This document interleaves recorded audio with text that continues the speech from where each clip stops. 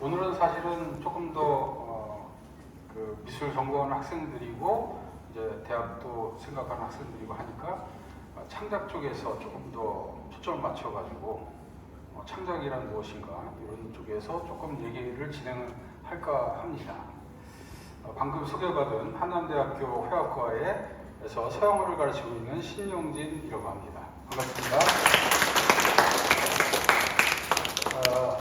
사실은 교수님은 한 20년 이제 한남대학에서 교수 생활을 했는데 한남대학교에 오게 된 계기는 리얼리즘을 했어요. 사실적인 그림을 그리는 작가였었는데 그 당시에 사실적인 작가를 하면서 학위를 가지고 있는 사람이 별로 없었어요, 우리나라에.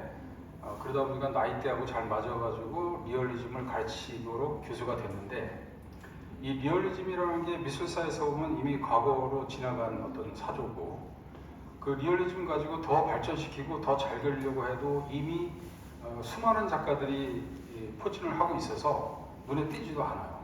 실제 또 유럽이나 다른 외국에 나와서 그런 아카데미즘이라든가 리얼리즘 작가들의 그림을 보면은 정말로 그 오랜 역사가 있어가지고 너무나도 잘 그려서, 심지어는 우리나라의 최고 리얼리즘 대가라고 할 수 있는 교수님하고 같이 활동했던 구자승이라는 분이 있는데, 그분이 교수님보다 한 20년 윗분인데 같이 그 러시아를 갔다가 거기서 하는 얘기가, 신선생 우리는 붓을 놔야 될 것 같아, 이런 얘기까지 들었어요.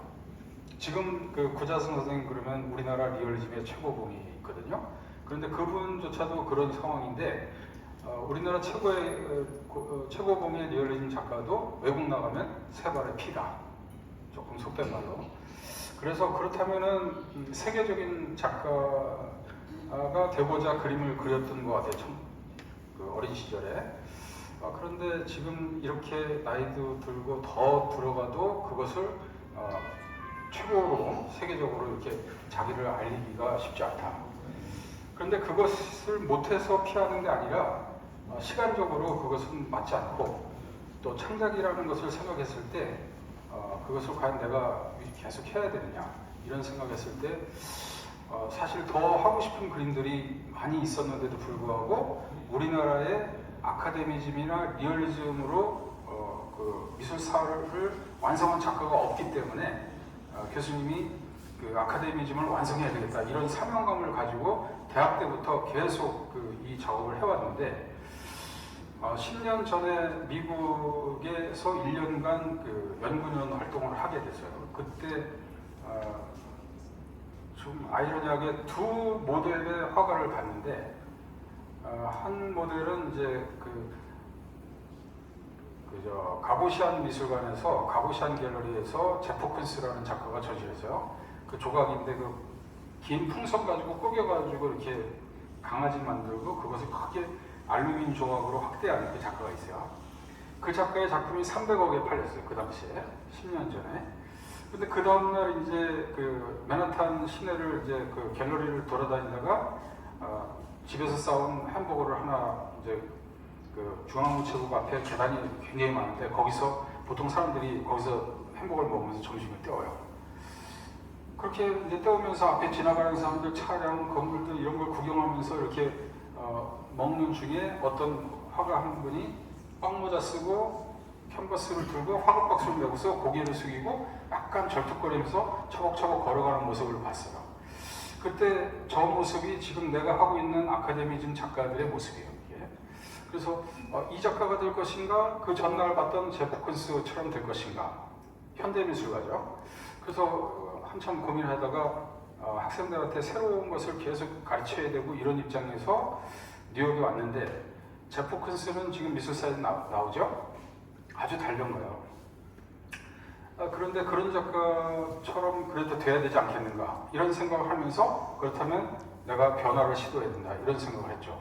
굉장히 이 아카데미즘을 한 40여 년을 해왔는데, 아카데미즘과 인상주의, 사실주의 뭐 등등 최현실주의까지 이렇게 해봤지만은 그 이상 새로운 세계로 가야 되겠다 이런 생각을 하면서 작품을 수집하고 어떤 이미지를 수집하고 계속 그렇게 뉴욕 시내를 걸어 다니면서 이제 뭔가 모티브를 찾으려고 애썼는데 얼마나 걸어다녔는지 발가락 사이에 지간 신경종이라는 것까지 걸렸어요.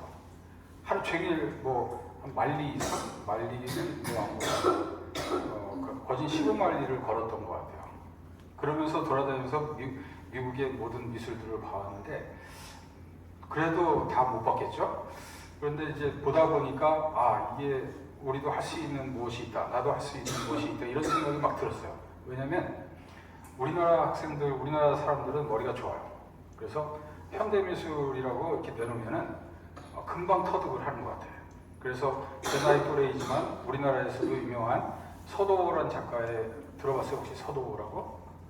이렇게 그 그물망 같은 걸로 건물 짓고 그래서 우리나라 국립현대미술관에서도 인정하고 세계적으로도 인정하는 작가인데 브루클린 뮤지엄을 갔더니 그런 류의 작품들 막 이렇게 어떤 건물들이 막 그 실내로 그 갤러리 안으로 들어와 있고 미술관 안으로 들어와 있어요.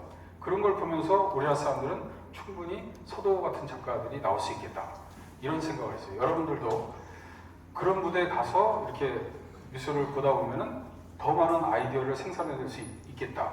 그래서 오자마자 이제 학생들한테도 계속 가장 번화한 뉴욕의 시내를 돌아다니도록 방학 기간을 이용해서 해봤으면 하는 바람도 이렇게 얘기한 적이 있는데 그만큼 이렇게 많은 것을 보고 도전을 해봐야 되겠다 이런 생각을 하게 됐어요.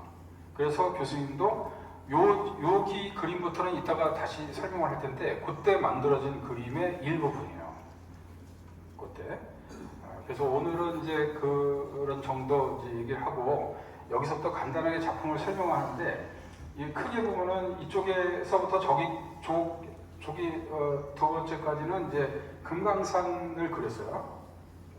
그리고 여기 전시를 작년에 조상경 박사님한테 의뢰받고 고등학교 학생들, 중고등학교 학생들한테 그 미술 교육에 대한 어떤 조금 더 미래지향적인 어떤 교과 프로그램 이런 것이 있는 것 같고 그래서 이것은 바람직하고 또 누구라도 어떤 작가라도 여기서 이렇게 전시해가지고 한 달씩 이렇게 하면서 이런 걸 봤을 때 학생들한테 굉장히 도움이 되고 앞으로 우리나라 미술도 이제 밝아질 거다 이런 생각까지 했었어요 한편으로.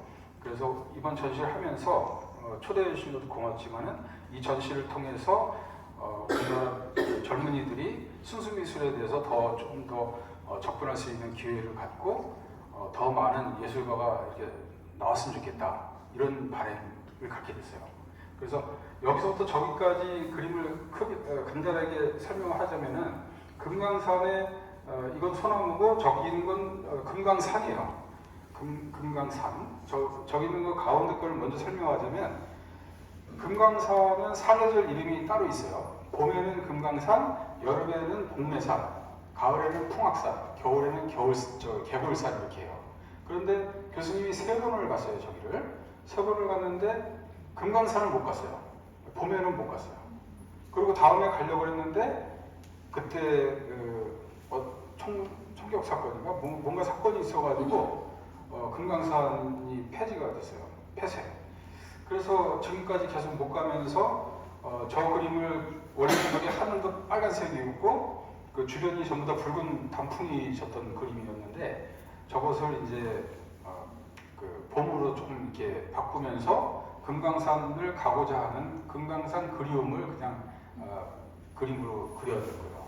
그래서 대리만족식으로 금강산 4대에 저를 다 갔다 왔다 이렇게 지금 생각하고 있는데 만약에 그 개방이 된다면 여러분도 한번 꼭 가보세요. 정말로 저 금강산이 왜 금강산인지 알게 될 수 있어요. 어떤 영국의 그 시인 한 분이 금강산이 아름답다는 소문을 듣고 여기 와가지고 저 금강산을 보고 내려왔는데 자기가 그래도 영국에서 알려진 시인인데 시어로다가 표현할 길이 없어가지고 나는 죽어도 싸 해가지고 자살을 시도했어요. 그런데 그 다음날 어떻게 잘못해가지고 깼어. 죽지 않고 깨가지고 하는 얘기가 창조주가 금강산을 5일 동안 만들고 6일째 우주를 창조했다 라는 표현을 했대요. 그만큼 온 우주는 하루에 창조했지만 금강산은 5일 동안 만들었다 이런 얘기를 하고 흡족해 했다는 그런 일화도 있어요. 그만큼 저희가 아름다운 산이고 웅장하진 않지만 아기자기하고 되게 가볼 만한 곳이거든요. 그래서 혹시 개방이 되면 꼭 가보도록 하면 좋을 것 같아요. 여기 있는 소나무들 저기까지는 원래 25점을 기획해서 그림으로 그리려고 했는데 완성하는 과정에서 너무 미완성이 돼가지고 12점만 가지고 나왔어요. 근데 이 그림들은 금강산은 한 6시 이후에는 그 관광지 외에는 어디든 다닐 수가 없어요. 북한의 뭐라 그럴까 초병들이 총을 들고 서 있어서 조금만 삐져나가면 총살해요. 그래서 그런 게 이 아름다운 산을 낮에도 가고 밤에도 가고 막 그러면 얼마나 좋겠어요. 그런데 못 가죠. 한 번은 이 소나무를 좀 쫓아가지고 올라가다가 스케치하고 이러면서 올라가는데 2명의 북한 병사가 막 부르는 거예요. 그래가지고 도망갈까 하다가 도망가면 총살이잖아요. 그래가지고 이렇게 다가가서 갔더니 뭐 하는 거냐 그래서 나는 그림 그린다. 그랬더니 저쪽에 초소가 살짝 그려진 거야. 그러니까 압수. 확 뜯어가지고 저기 뜯고 여기 그리지 말라고 그러더라고요.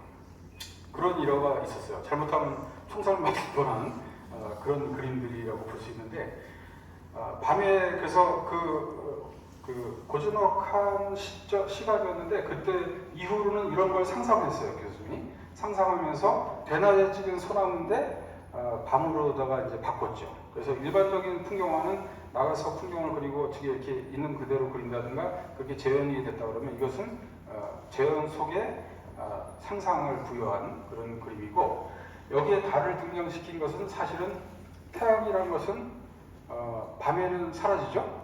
지구 저 남떨어져 밑으로 떨어져요. 그런데 달은 낮이나 밤이나 그 자리에 떠 있는 거거든요. 낮에는 태양 때문에 가려서 안 보이는 거지 그대로 떠 있어요. 그래서 이거는 밤에 달이지만 저기는 낮달이거든요. 그 낮달이란 것은 안 보이지만 항상 너를 지켜보고 있다 이런 개념으로 이런 의미로 이제 교수님이 그리기 시작했는데 여기 2점은 여기 그 기둥에 있는 2점은 낮달 시리즈예요. 그거 2개는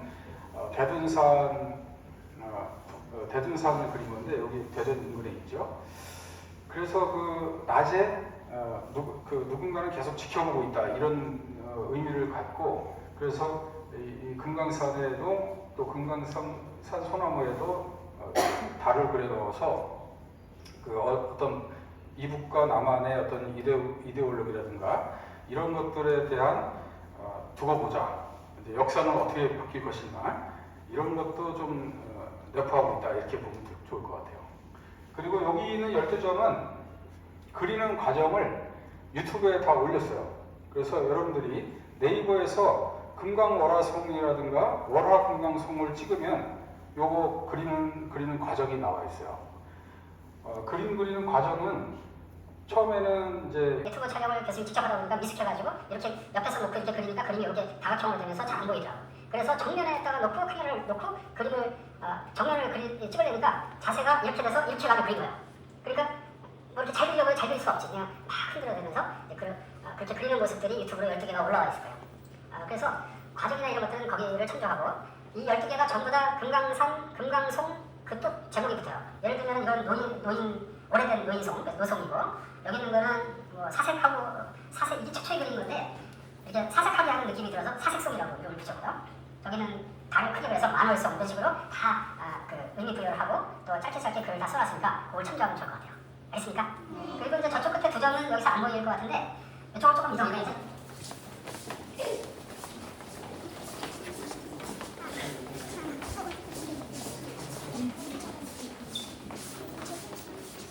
여기 이 교정은 이제 금강산에 갔다 오자마자 여기 있는 그림들은 사실은 거진 여러분들 나이만큼 됐을 거예요. 그림 시작한 게. 한 20년 전부터 금강산 다니면서 이렇게 스케치하고 사진 이미지를 받아온 것을 최근에 마무리한 거고 최초에는 대강 크게 뭉뚱그려서 색칠해놓고 다 마른 다음에 거의 10년 지나서 저걸 꺼내가지고 하나씩 완성을 해가는 거거든요. 그런데 그 이전에 최초로 요 그림들을 그렸는데 교수님이 이제 이 한국 사회에서 태어나서 여러분 말할 때부터 한국화란 무엇인가 이런 고민을 했어요. 사실은 2학년 때구나. 2학년 때부터인데 교수님 중에서 두 분이 한국화 하십니다. 동양화, 그 당시에 동양화라고 했는데 동양화과 교수님 두 분이 교수님을 불러서 영자 네가 앞으로 우리나라 한국화를 만들어야 되겠다 이런 얘기를 하셨어요. 그래서 깜짝 놀라가지고 한국화가 뭡니까 그랬더니 한국화는 이제 한지에다 그리는 그런 그림이잖아요. 그런 건데 한국화가 없어요 우리나라에. 일본에는 일본화라는 게 있어요. 분명히 그 색깔이 분명해요. 중국에도 중국화라는 게 있고 심지어는 북한에 조선화가 있어요. 근데 한국에는 한국화가 없는 거예요. 그래서 그 한국화를 교수님 하려고 2학년 올라가면서 한국화를 택했어요. 근데 그때 교수님하고 동기고 맨날 맥주 마시면서 우리 피카소보다 더 위대한 작가가 되자 이런 얘기를 했었는데 이 친구가 나중에 그거 알고 너 피카소에 대한 도피 아니냐 이래가지고 깜짝 놀라서 친구 딱 강남 갔어요. 다시 서양으로 돌아왔어요. 그런데 지금 유일하게 그 친구는 미국에서 지금 교수를 하고 있고 저는 한남대학교에서 교수를 하고 있는 유명한 그런 관계도 있습니다. 그래서 그런 한국화에 대한 미련이 계속 나와 있었고 사용화를 하지만 한국화가 무엇인가 이런 건 항상 염두에 두고 심지어 유화에다가 스모카를 이용해서 캔버스에다 배적해서 한국화처럼 그리려고도 애쓰고 그랬는데 그게 녹록지 않다 이런 생각을 했고 최근에 교수님이 한국화에 대한 정의를 어느 정도 이제 하고 있다라고 생각을 해요. 한국화 하시는 분들한테는 조금 버텨 있을 수 있는데 1980년도 중반경에 한국화에 대한 담론이 굉장히 왕성하게 이루어졌는데 그때 서민들이 그리는 민화가 한국화다. 그 다음에 선비들이 그리는 문인화가 한국화다. 또 무속신앙에서 무속인들이 그 어떤 국거리 같은 거 할 때 그때 이제 그림을 그려가지고 어떤 인물이나 뭘 그려가지고 이렇게 불태워서 날려보내는 그림이 있는데 그게 이제 오방색을 쓴 어마어마하게 잘 그린 진짜 같은 그림이었다고 그런 문헌에 나와있는데 그런 그림들은 국거리 끝나면 다 불태워버렸다는 거죠. 그래서 그것이 그런 그림 이후에 이제 박생관이라는 사람이 오방색을 활용해서 무속화를 그리게 되는데 그게 한국화라는 담론이 또 형성이 됐었어요.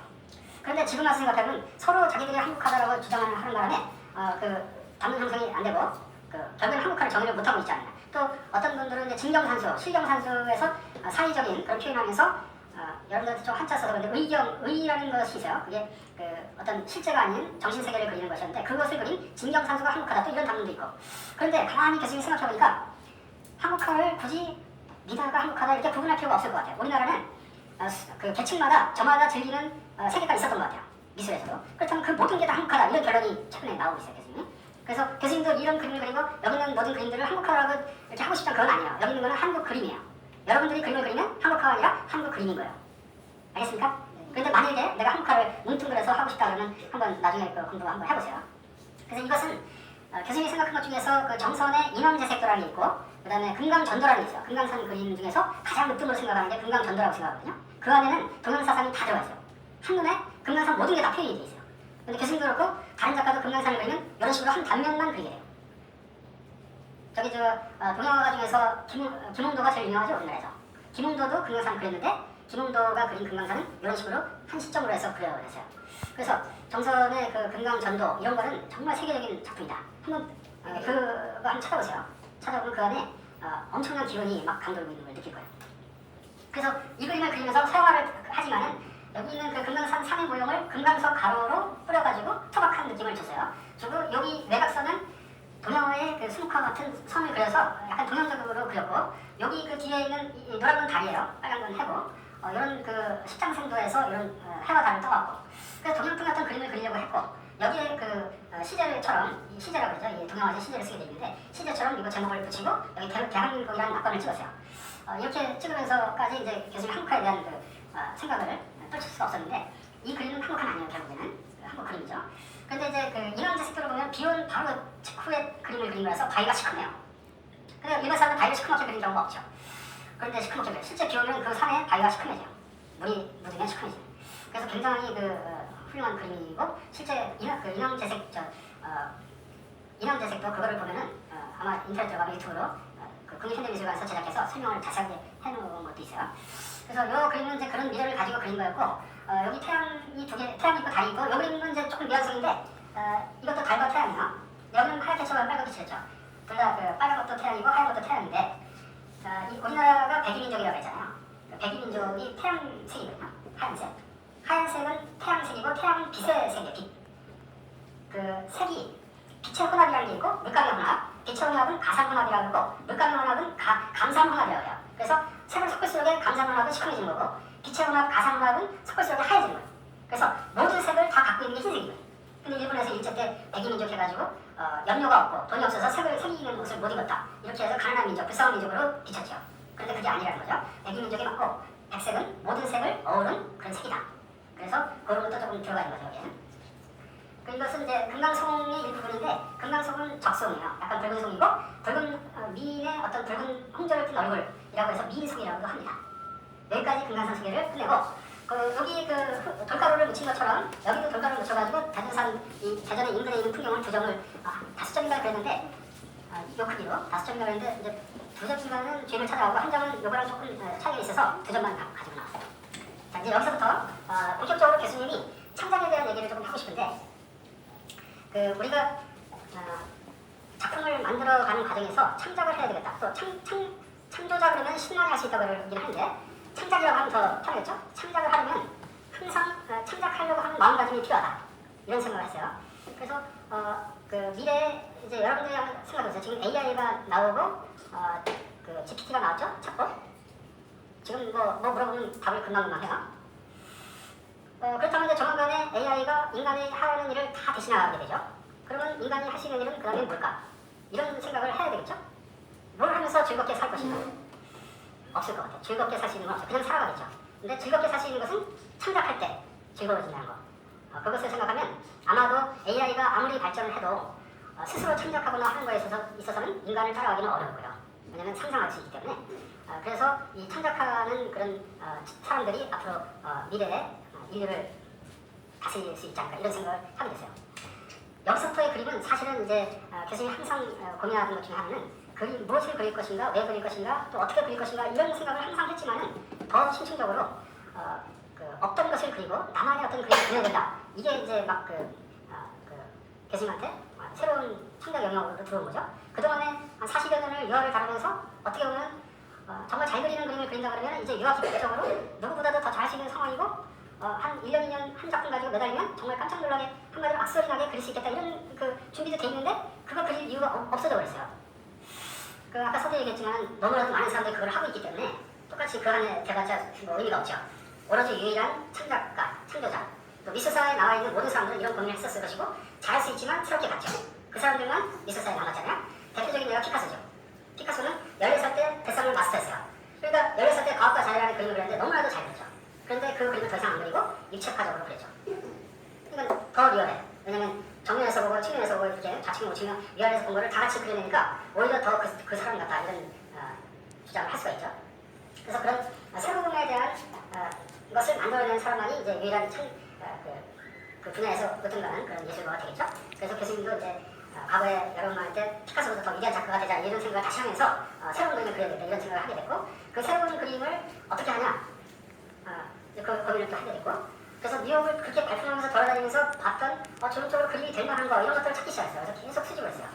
그 당시에 카메라 많은 거 쪼가는 거 들고 다니면서 계속 찍기 시작했는데 여기 있는 그림들은 이제 뉴욕이 굉장히 화려해요. 화려한데 골목마다 돌다 보면은 막 이렇게 허름하고 망해가는 그런 상가도 있어요.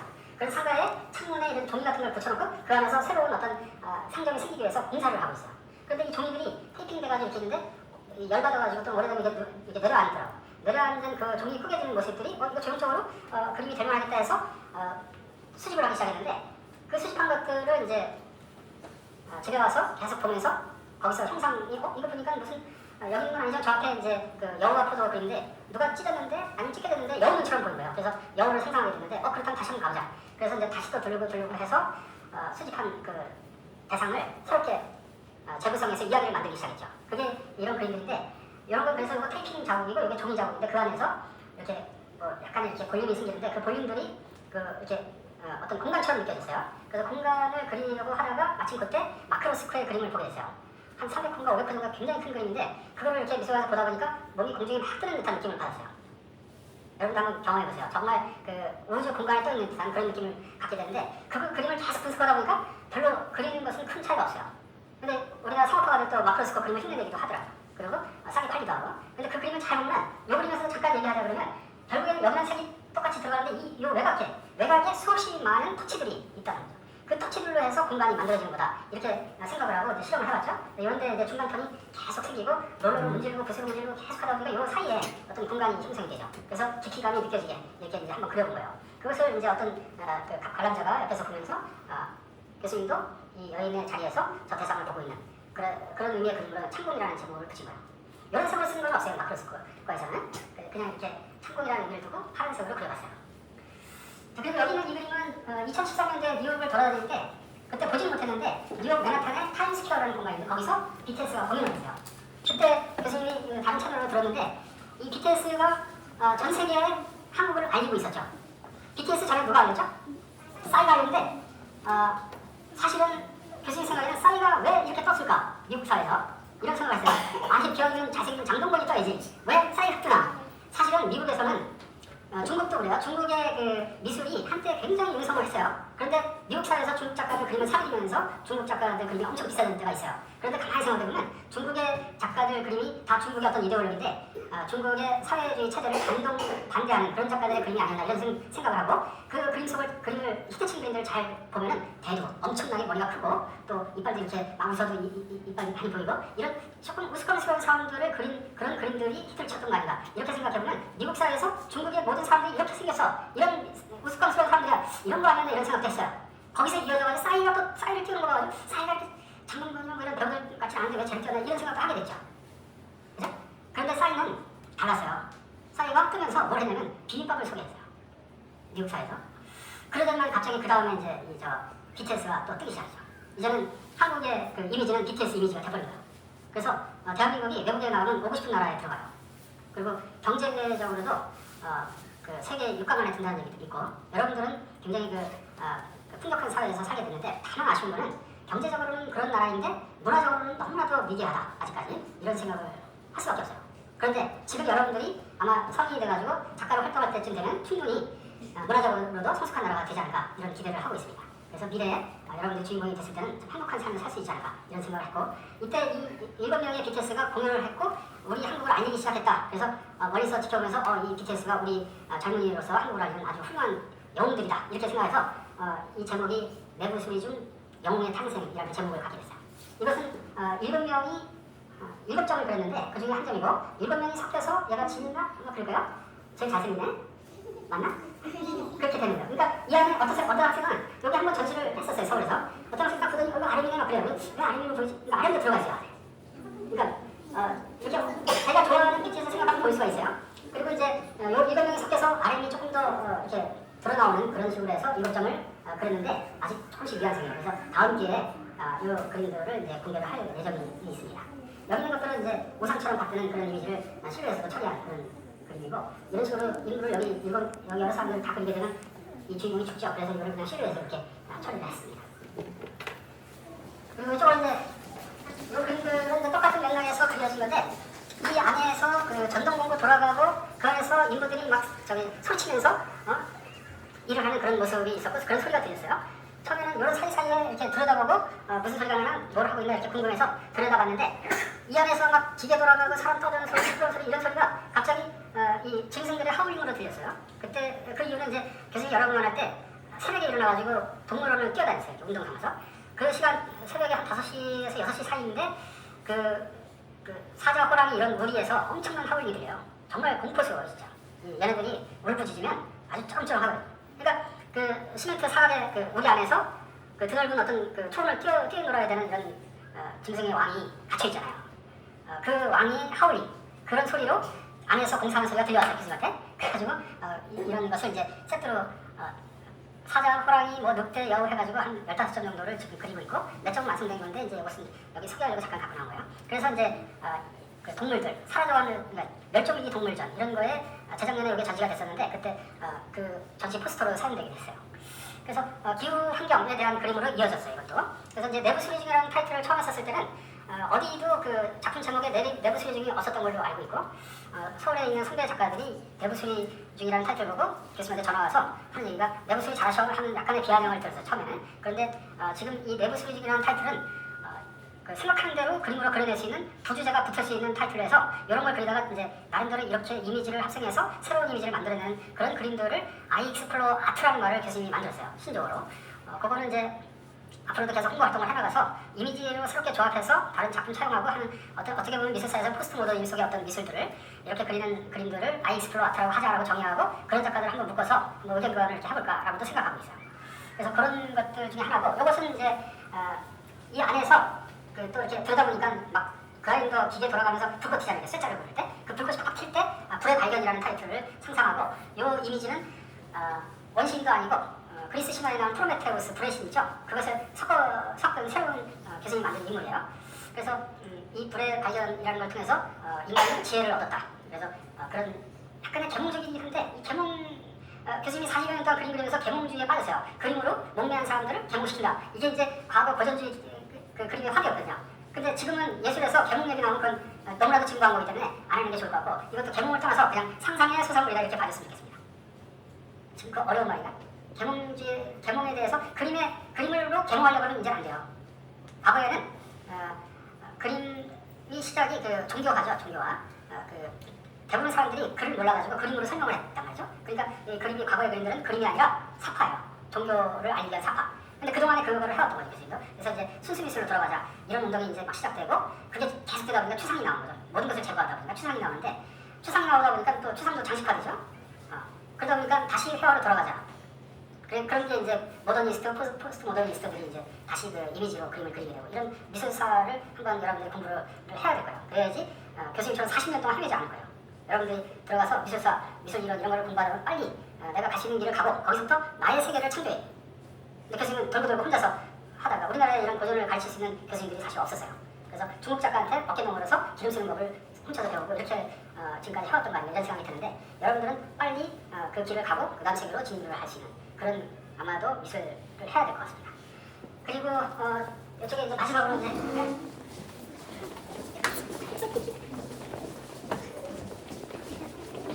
이제 요분이는 내부스리즘이라는 그림을 그리다가 저게 내부스리즘의 창에 붙어있는 테이프하고 종이 이런 것들인데 그런 것들을 이제 새롭게 또 재해석을 하기 시작했어요, 교수님이.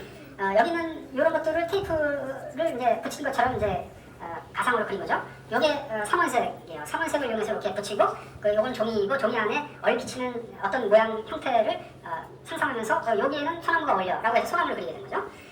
과거에 저기 있는 소나무나 이전에 그랬던 풍경이나 이런 거에 있는 소나무는 그림 속의 소나무고 그림하고 같이 어우러진 풍경 속의 소나무였다 그러면 이것은 온전히 소나무를 얘기하는 소나무가 된 거다 이렇게 생각을 해요. 그래서 이 그림은 여기 물론 이제 배경은 조금 있지만은 실제 풍경 속에 있는 소나무가 아니라 소나무만 따가지고 그 소나무의 온전한 소나무의 정체성을 찾아나가려고 했던 것이죠. 그래서 이 소나무하고 교수님하고 무라이체 들어가서 혹시 무라이체 그게 이루어진 다음에 그려진 거라고 생각하면은 이 소나무를 엄청 많이 그 이미지로 찍어놨어요. 여러분들이 어떤 그림을 그리고 싶을 때 그 대상을 사랑하는 마음을 가지고 관찰하고 계속 보면서 그 대상을 꿰뚫어 갔을 때 그때 아마도 새로운 그림이 창작의 세계로 가게 될 것 같아요. 혹시 5,000원짜리 그 돈에 태기 이황 선생님인가? 1,000원짜리인가? 태기 이황 선생이죠? 태기 이황 선생이 가장 사랑한 대상이 매화예요. 그 매화도 그려져 있을 거예요, 다음에. 근데 그 매화를 얼마나 사랑했는지 그 자기가 병에 걸리면 매화를 다른 방에다가 지어요. 병 걸릴까봐. 그 매화를 그렇게 관찰하고 했는데 태기 이황 선생이 죽을 때 유언으로 남긴 게 있어요. 뭘까요? 자기 가족들한테 이 매화에 물을 집어라. 그렇게 집어대요. 그러니까 얼마나 그 매화에 대한 그 애착을 가지고 그리고 매화에 대한 시를 뭐 수백 편을 쓴 거로 알고 있어요. 그만큼 매화를 사랑하는 가운데서 그 매화하고 그 태계 이황 선생하고 무라이체가 되면서 시상이 떠올리고 창작을 하지 않는다 이런 생각을 하고 그래서 여러분들이 만약 어떤 대상을 그리고 싶을 때는 그 대상을 정말로 사랑해야 돼요. 그래야지 대상을 꿰뚫어 보는 거죠. 그냥 보는 게 아니에요. 그냥 보는 거는 그냥 보고 스쳐 지나가는 건데 관찰하고도 비슷하죠. 꿰뚫어 보면 좋을 것 같아요. 속을 들여다봐야죠. 피카소가 8명의 부인을 맞이했죠. 그 8번 사랑했기 때문에 그림이 8번 바뀐 것 같아요. 한 작가가 한 번 바뀌기도 힘들어요, 사실은. 근데 피카소는 천재 중에 천재라고 교수님이 얘기할 수 있겠는데 8번의 그림이 바뀌는 그런 작가는 드물거든요. 대단한 거죠. 근데 여러분들이 지금 빨리 어떤 그 미술 세계를 빨리 진입해서 더 많은 미술사를 꿰뚫어보고 또 더 많은 여행을 하고 그렇다면은 아마도 빠른 시간 내에 어떤 이미 선인들이 갔던 지역을 점령하고 거기서부터 새로운 세계로 나갈 수 있다면 아마도 더 빠른 그러니까 시를 앞당기면서 8번이 아니라 10번까지도 할 수 있지 않을까. 지금 학생들이니까. 또 너무나도 이렇게 빨리 변하는 시대이기 때문에 더 많은 변화가 아마 이루어져야지 AI를 이길 거예요. AI가 계속 쫓아오잖아요. 근데 인간은 그때 들어서 다루면 안 되고 쫓아오면은 그냥 즐기면은 저기 가 있어요. 재미를 느끼게 되면 AI가 쫓아올 수가 없다 이런 생각을 합니다. 그래서 여기까지 이게 이제 또 교수님은 또 어떻게 변할지 모르겠어요. 이 테이핑 가지고 또 어떤 작업을 하고 어떻게 갈지 모르겠지만 여기 있는 것들은 같은 카테고리 안에 들어올 것 같고 이것도 내부 수리 중에 같은 것인데 100권짜리도 지금 한 4, 50개 정도 지금 제작을 하고 있는데 그 중에서 이제 몇 점 뭐 여기 가져올 수는 없었고 이 그림을 가져오게 된 것은 이제 교육적인 목적이 여기 조금 있다 이런 생각을 했어요. 이 안에 종이가 이렇게 붙어져 있는데 거기가 이렇게 살짝 찢어진 모습이 여우 눈처럼 쪽지어가지고 찢어져 있었어요. 그래서 그것을 여우 눈으로 상상하고 여우를 그리게 되는데 이렇게 그리면서 여기다가 그 포도를 이렇게 그려놓고 그 이소부어의 여우와 포도라는 내용이 있죠. 그러니까 다리가 짧아가지고 점프를 아무리 해도 그 포도를 따먹지 못해요. 그러니까 여우가 돌아서면서 저 포도는 맛도 없고 쉴 거야. 이렇게 하면서 돌아가거든요. 그러니까 자기가 하다가 결과도 못 보고 쉽게 포기한다는 그런 내용인데 여러분은 그러지 마시면 좋겠다 하는 의미로다가 이걸 갖고 나왔어요. 그러니까 지금 뭘 하더라도 어렵죠. 어떤 그 창작의 길에도 굉장히 순탄하게만 가면은 좋은 창작이 있을 수 없어요. 수없이 많은 굴곡을 겪으면서 갔을 때 비로소 자기만의 새로운 창작이 나오지 않을까 이런 생각을 해서 어려움을 극복한 사람이 제대로 된 작가가 되겠다 이런 의미를 띠고서 이 그림을 가지고 나왔습니다. 쉽게 포기하지 마세요. 여기까지 하겠습니다. 여기 이제 나이가 어리거나 이제 많으시거나 이제 다양하게 있는데 미술 창작하시는 분들이잖아요, 그죠? 미술 창작은 이제 발상을 해야지만 나오는 이제 영역이기 때문에 여러분들이 남의 작품을 잘 뜯어가야 된다고 생각해요. 남의 작품을 잘 분석하고 해석할 때 자기 작품으로 연결이 되고 나도 저 작가처럼 이렇게 설계를 잘해가지고 발상을 해야 되겠다. 그렇게 연결되거든요. 그렇기 때문에 고등학교에서 이런 수업은 대학교랑 연결돼야 되고 또 대학원이랑 연결돼야 되고 또 작가로서 활동할 수 있는 역량을 기르는 중요한 과정이라고 생각해요. 그래서 오늘 그런 시간인데 다리도 많이 아프셨을 텐데 제일 힘든 것은 이제 신영진 작가님이 제일 힘드셨겠죠. 다시 한번 박수로 마무리하겠습니다. 감사합니다. 감사합니다.